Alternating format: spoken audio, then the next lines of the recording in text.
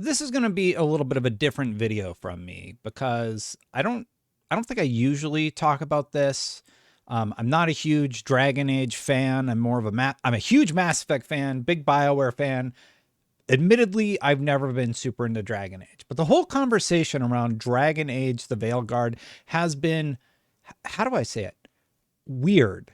The conversations are largely focused around two aspects: some criticisms about the game, and I think that is absolutely warranted.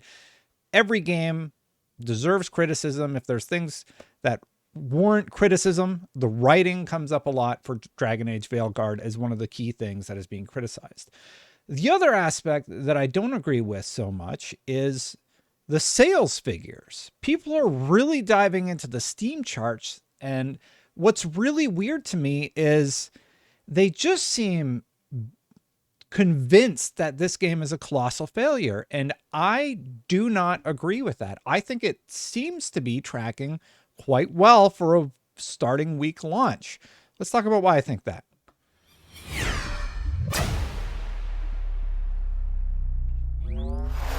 So as you're typing your comment that Destin's a shill because I'm not going along with the hive mind that is Twitter and saying that Dragon Age the Veilguard is a massive bomb or whatever, I'm actually pushing back against this one. I don't agree with that statement whatsoever.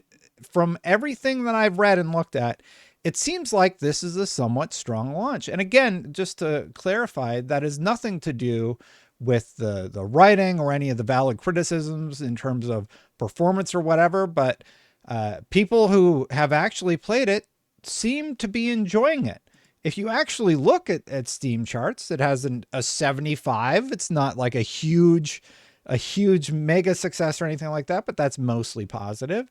You have a peak right now of 84,422. It's been climbing today, so it's at 84,575. And to compare, most games will peak on Sunday, so we might see growth for Dragon Age in this opening weekend launch. If we scroll down to the Steam charts here, they had 69 on Thursday, they had 77 on Friday, and it looks like they're going to peak right here around 84,575 on Saturday, and then on Sunday we might see another little bump there, and then likely we'll start to see the organic taper down that we see with a lot of these games. Now, I was digging into the numbers, and the thing that's crazy to me is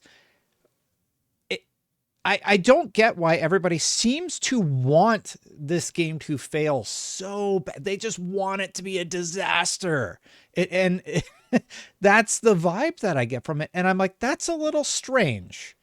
Criticize the writing, criticize the shortcomings of the game, but to want it to fail, that I don't quite understand. Now, I haven't played a ton of it. I've played like the opening hour or so, made my character, and I'm hopping into the game, and I kind of want to come to my own determination about how I feel about it. But so far, I will say there's some cool stuff in there. I think the engine, it looks better than I expected it to. There's some cool stuff going on with the engine. Visually, like, it's more fun to play than it is to watch. I've heard people say that. But in terms of sales, that's, again, the part that I'm a little confused on. EA said the following. CEO Andrew Wilson said he certainly thinks Veilguard has breakout potential. Of course, this is to investors, so take that with a grain of salt. Looking ahead, the remarkable success of our launch week for college football, combined with the upcoming launches for EA Sports Madden, EA Sports FC, and Dragon Age the Veilguard, is building momentum for financial year 25 and beyond. We are well positioned to deliver our multi-year financial objectives.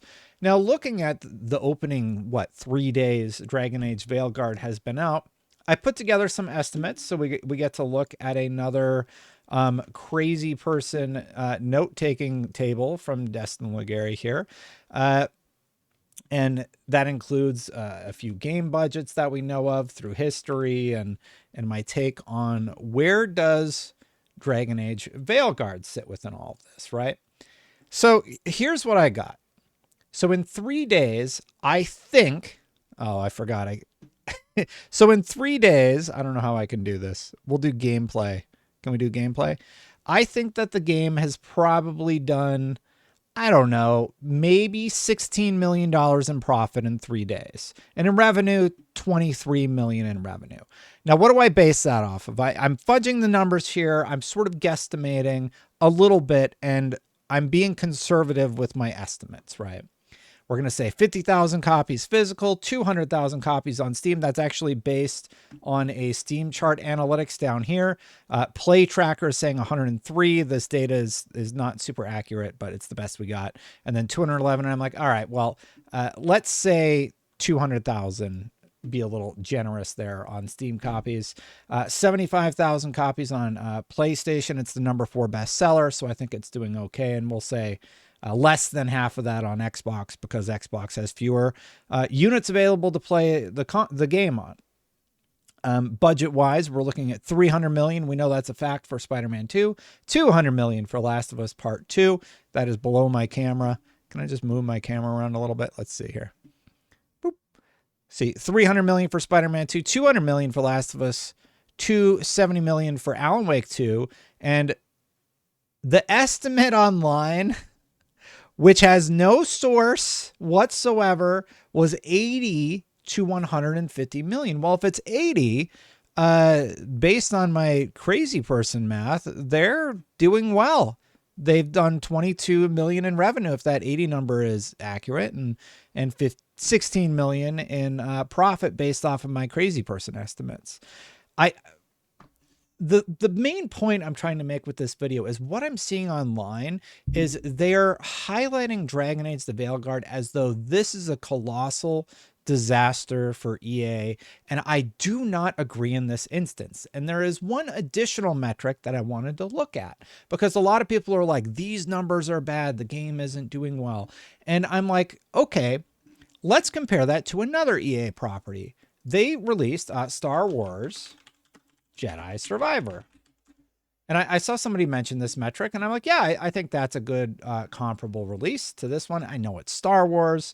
Star Wars has been soft this year. Let's look at like the launch week and what happened with Star Wars. Well, currently, Star Wars, seeing we're all using Steam charts, and Steam charts is the be all end all for stats, or it's like it's a data point for stats. Okay, well, let's use another data point, another EA property, and what it did on Steam charts. Star Wars had a peak of 67,855 on Steam charts, which is 18% less than where Dragon Age the Veilguard is. And then of course, it peaked on Sunday. That's where I got my Sunday peak from. Again, launched Friday, 55, 63, 67. It's got that similar curve to what Dragon Age is doing, and then it tapered off. Well, we can look at that historically and see, well, how well did Jedi Survivor do? Spoiler warning, but we had it up on the screen here.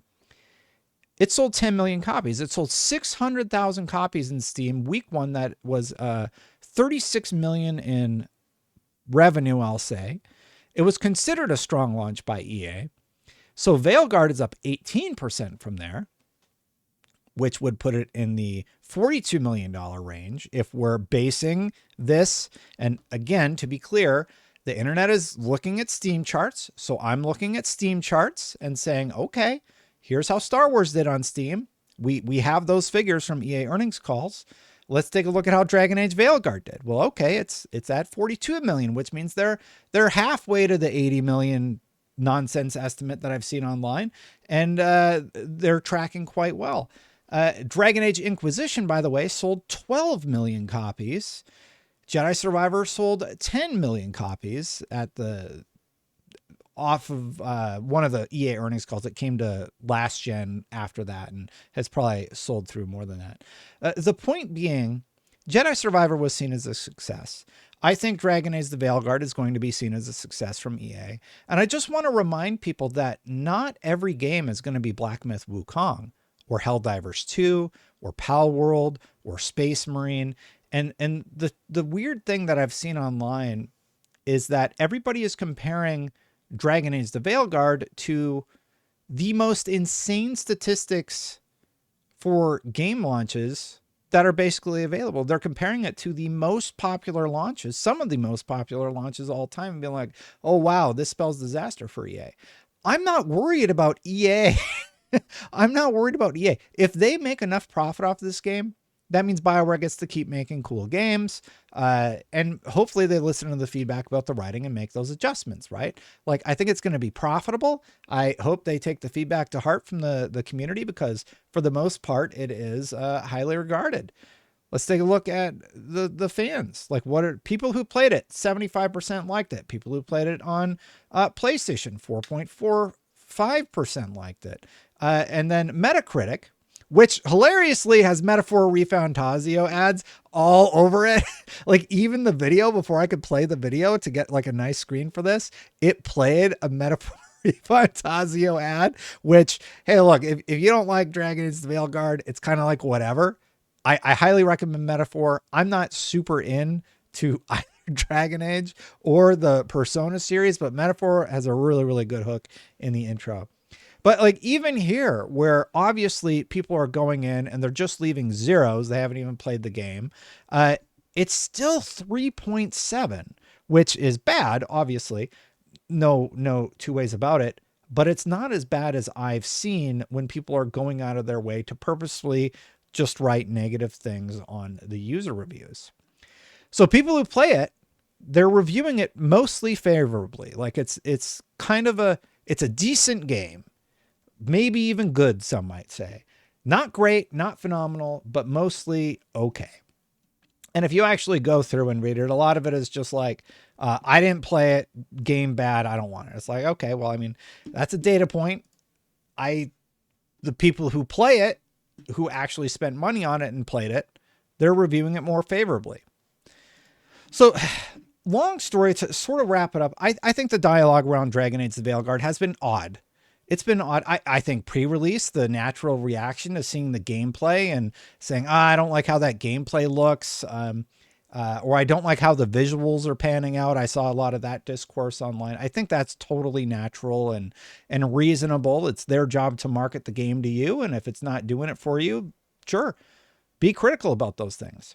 But when people actually play it, the stuff I'm hearing is this plays better when you're playing it than it looks like it would, if that makes sense. It plays better than it looks like it would. And it looks quite good in some sections also. Are there things that could have done better? Yes.